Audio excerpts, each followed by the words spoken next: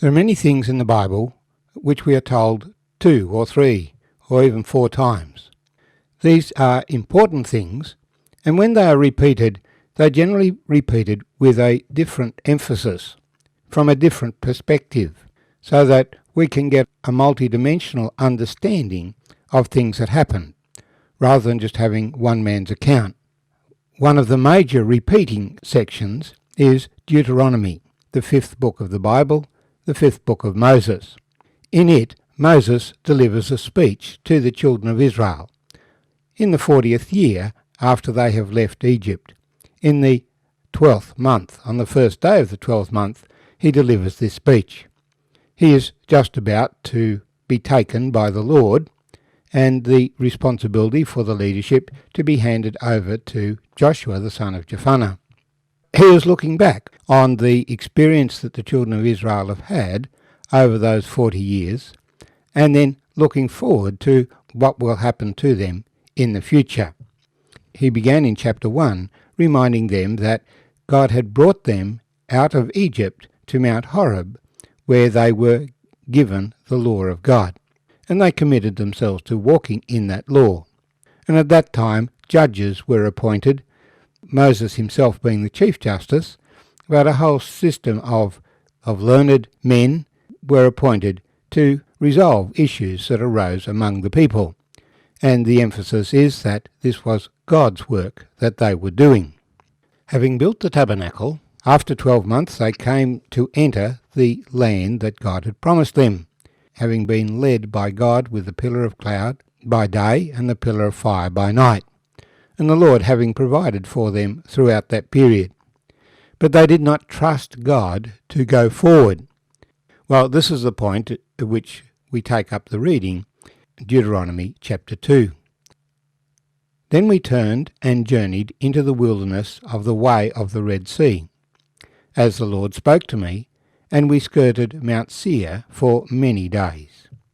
And the Lord spoke to me, saying, You have skirted this mountain long enough, turn north, and command the people, saying, You are about to pass through the territory of your brethren, the descendants of Esau, who live in Seir. And they will be afraid of you, therefore watch yourselves carefully. Do not meddle with them, for I will not give you any of their land. No, not so much as one footstep, because I have given Mount Seir to Esau as a possession. You shall buy food from them with money, that you may eat, and you shall also buy water from them with money, that you may drink.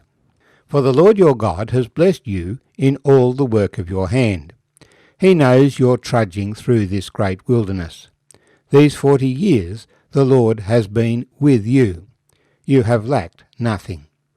And when we passed beyond our brethren, the descendants of Esau who dwell in Seir, away from the road of the plain, away from Elath and Ezion-Geber, we turned and passed by way of the wilderness of Moab. Then the Lord said to me, Do not harass Moab, nor contend with them in battle, for I will not give you any of their land as a possession, because I have given Ar to the descendants of Lot as a possession. The Emim had dwelt there in times past, a people as great and numerous and tall as the Anakim. They were also regarded as giants like the Anakim, but the Moabites called them Emim. The Horites formerly dwelt in Seir, but the descendants of Esau dispossessed them and destroyed them from before them, and dwelt in their place, just as Israel did to the land of their possession, which the Lord gave them. Now rise and cross over the valley of Zered. So we crossed over the valley of Zered, and the time we took to come from Kadesh Barnea until we crossed over the valley of Zered was 38 years, until all the generation of the men of war was consumed from the midst of the camp, just as the Lord had sworn to them. For indeed the hand of the Lord was against them to destroy them from the midst of the camp, until they were consumed. And so it was, when all the men of war had finally perished from among the people, that the Lord spoke to me, saying, This day you are to cross over at Ar, the boundary of Moab. And when you come near the people of Ammon, do not harass them or meddle with them, for I will not give you any of the land of the people of Ammon as a possession, because I have given it to the descendants of Lot as a possession. That was also regarded as a land of giants. Giants formerly dwelt there, but the Ammonites called them Zamzummim, a people as great and numerous and tall as the Anakim. But the Lord destroyed them before them, and they dispossessed them and dwelt in their place, just as he had done for the descendants of Esau, who dwelt in Seir, when he destroyed the Horites from before them. They dispossessed them and dwelt in their place, even to this day. And the Avim, who dwelt in villages as far as Gaza, the Captorim, who came from Captor, destroyed them and dwelt in their place. Rise, take your journey, and cross over the river Arnon. Look, I have given into your hand Sihon the Amorite, king of Heshbon, and his land. Begin to possess it, and engage him in battle. This day I will begin to put the dread and fear of you upon the nations under the whole heaven, who shall hear the report of you, and shall tremble and be in anguish because of you. My name's Arthur, and I thank you for joining me as we've read these verses 1 to 25 from Deuteronomy chapter 2. First of all, they wandered in the wilderness until every one of the men of war who had refused to enter the land of Canaan, when instructed by the Lord at the end of the first year, every one of them died during the next 38 years.